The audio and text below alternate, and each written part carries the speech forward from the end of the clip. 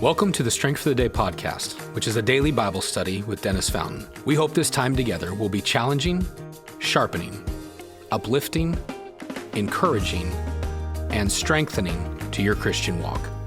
Thank you for joining us, and we pray you are helped through today's study. Hey, welcome back to Strength for the Day, and we are excited that you are joining us today as we begin this week of the Passion. And I'm excited to have Michael with us, one of our assistant pastors at the church here. And so for those of you from Moses Lake, you know Michael. For others who don't, this is Michael Petrick. Michael, why don't you take just 20 seconds and tell people about you? My name is Michael Petrick. We've been here, I got here the fall of 2023, and I'm just enjoying being here. Work with music, work with discipleship in the office, and so just glad to be a part. Yeah, Michael does a great job, and wife and 2 children under 3. She's almost 3 this August, so. Yeah, so their hands are full. So if Michael begins to doze off during our episode this morning, just know it's because of kids. You know, those of you that have kids, you know. But as many of you know, we have been looking forward to this week of the Passion, as it's called, because this is the week that's leading up to Easter. So we're actually taking a break from our normal study, Journeying with Jesus, and we're still journeying with Jesus, but we're kind of skipping ahead to the just the week of the Passion and kind of what took place. Now, here's what we're going to tell you, just kind of as a caveat that we have already talked about. No one can say, well, we know exactly this on this day. We can guess that on a handful of things, but as we walk through this, we're going to try to just give us maybe a simplified timeline. Would that be all right? Or a probable timeline. Yeah, probable timeline of what took place and how it happened. And one of the reasons I'm excited that Michael can join us is because Michael is an extremely wise, gifted teacher, and I know that he'll be a help to us. He's been a help to me in my life, and I know he'll be a help to us today, and he already paid me to say that, so I'm kidding. But anyway, well, let's do this. Why don't we, Michael, start with Sunday? Why don't you walk us through a little bit of what took place the Sunday before the crucifixion? Yeah, so here we are Monday, so we're already in what is called Holy Sunday. Week.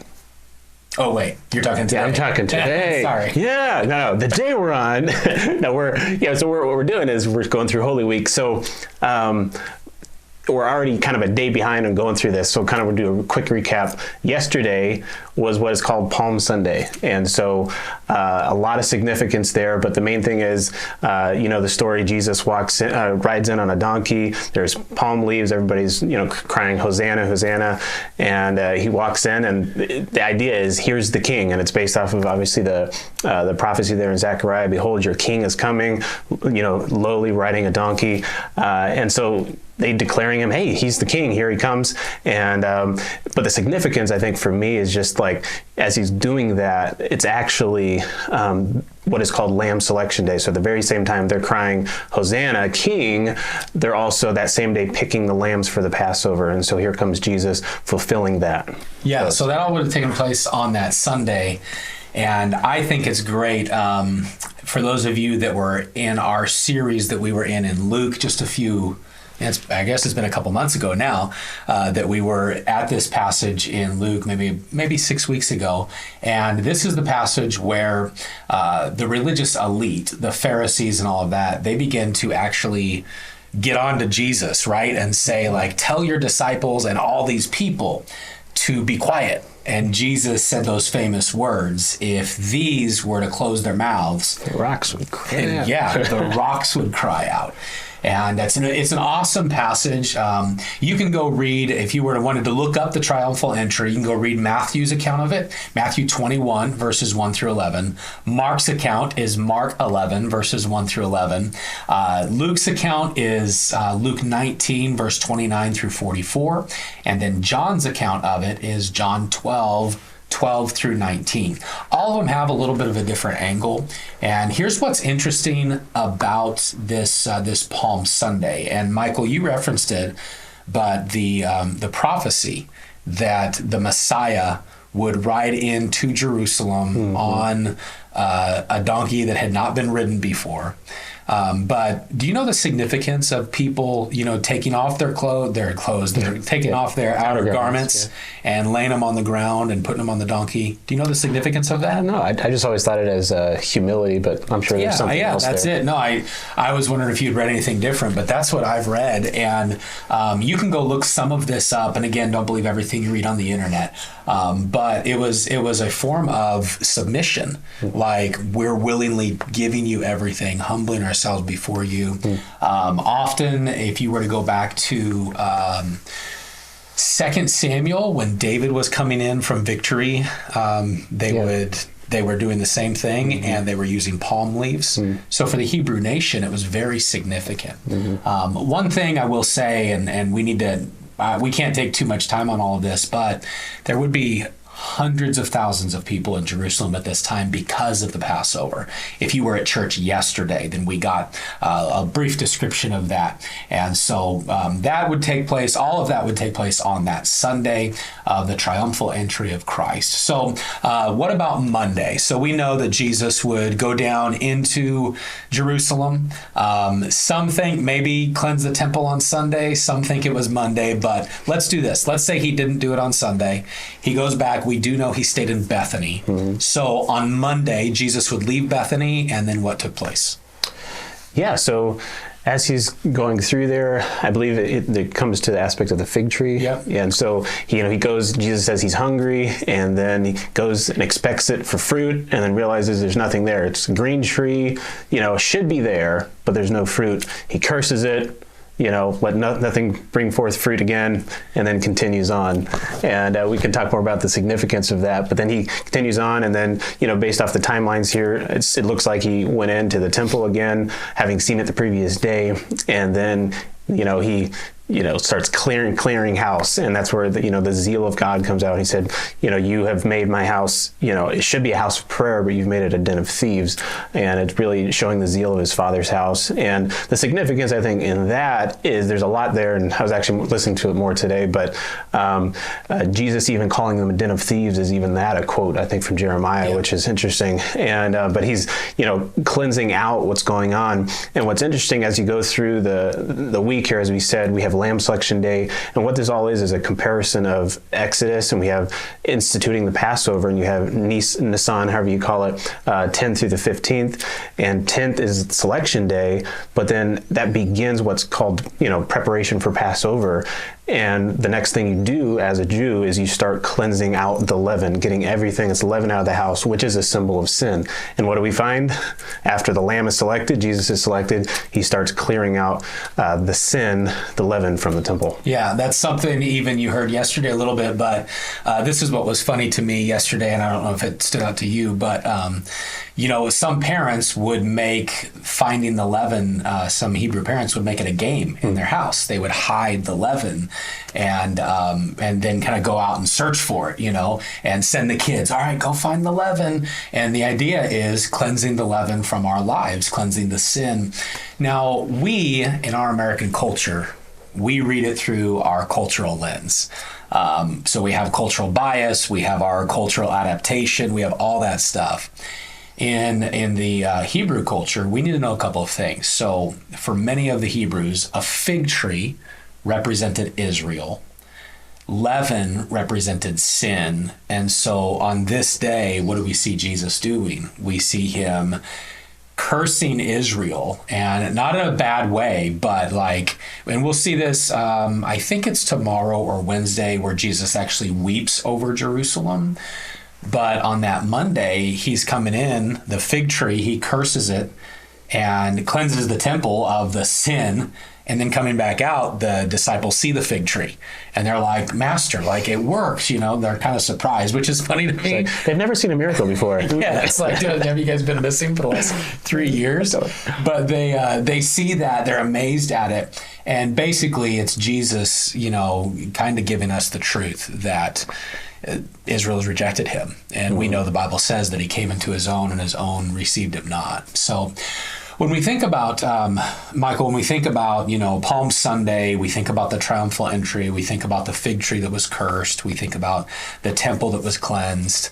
in all of that. And we know, and we're going to get into this tomorrow, during this, we know Jesus would have a number of conversations. He would teach a lot on giving. He would teach on parables. He would teach about the kingdom of heaven. And then keep in mind, that's just what we have recorded in the Gospels. So lay on many, many more conversations. It's just we're getting glimpses. Right. Yeah, we're just getting a little snippet of it. So the reason I bring that up is you might be a Bible reader and think, well, what about Matthew 21? What about Luke 19, the rest of Luke 19 into Luke 20? We're going to get into all of that. We're going to kind of put it all on Tuesday, although some of it would happen on Monday, all right? But as we think about Sunday and Monday, Palm Sunday, triumphal entry, cursing of the fig tree, casting the people out, the thieves out, the Pharisees who were really abusing the use of the temple. Mm-hmm. If you don't understand the casting out of the people in the temple, they were using it for personal gain. So people would come and buy a lamb. If you were to go to Passover, if you lived within 15 miles, then you know that you had to do Passover at Jerusalem. If you didn't, then you hoped you could get to Jerusalem. But when you select a lamb, the lamb would have to go through an inspection with the priest, and many people would bring a lamb from home, and the priest would say, no, I'm sorry, this doesn't pass. You have to buy a temple lamb. Even if it actually was a good lamb. Yeah, even if it was a good lamb. And so the cleansing of the temple was Jesus casting all of this greed out of the temple. Mm-hmm. So, all right, back to the question. When we talk about this, what's something that stands out to you from these 2 days and the events that took place? Yeah, no, there's so much there. For me, I love just the way that God has orchestrated. And so a thing that stands out to me is just the simple comparison of the Exodus 12 and the Nisan, 10 through the 15th of the Passover lamb, and then laying that onto what we call Holy Week, starting with Palm Sunday. And it's just like, God is a God of order, and God does no thing by accident. And it's kind of like saying, hey, if it wasn't clear before, here we go, this day's date and date. And so it's really cool. So for me, I think it's just an awesome aspect of God just, being an awesome story orchestrator. It truly is the greatest story ever told. But for personal application, I think it's just looking at the way that Jesus came in lowly as a king, but lowly. And it's just the reminder there that, hey, Jesus was the king. He had all rights to it, but yet he came in as a donkey, lowly and humble, that he might die. Yeah. Of course, they missed the part that he was supposed to die, but that example there should never, fall on deaf ears. And then when it comes to the temple and then the fig tree cleansing, I think it just shows the importance of sin and just what God desires. If you're a believer, hey, your sins are forgiven. That's great. Yeah. But that doesn't mean God doesn't desire you to live a life that's holy. He takes sin seriously. Obviously, it was serious enough for him to go as the Passover lamb to the cross. And so that a holy life should be a response to that. Yeah, I think that's great. And actually goes right along with what I wanted to say. What kind of stood out to me is it always stands out to me when the people select Jesus as king, right? And they cry out, Hosanna, Hosanna, and all of that. But something that stood out to me is, and I'm gonna go to the passage real quick. In that it says, Matthew 21, verse number 9, it says, "Then the multitudes who went before and those who followed cried out, saying, Hosanna to the Son of David. Blessed is he who comes in the name of the Lord. Hosanna in the highest. And when he had come into Jerusalem, all the city was moved, saying, Who is this? So the multitude said, This is Jesus, the prophet from Nazareth of Galilee." And, when you look at it, people knew who he was, and people knew, I believe many people knew he was the Messiah. Mm-hmm. I believe many people believed that, and they honored him as that. Mm-hmm. And so when we think about Jesus coming into Jerusalem in humility, being honored as king, and then cleansing the sin out, I think that application really fits great over us today. And what should the application be? Well, number one, am I honoring him as king?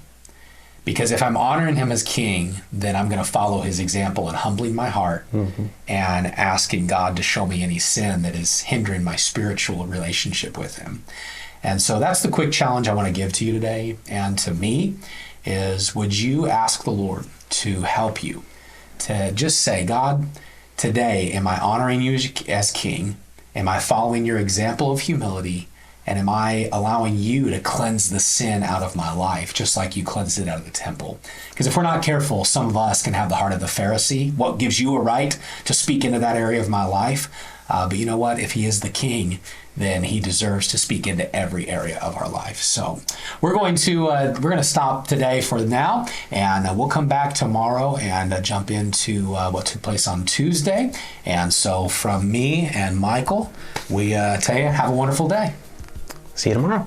All right.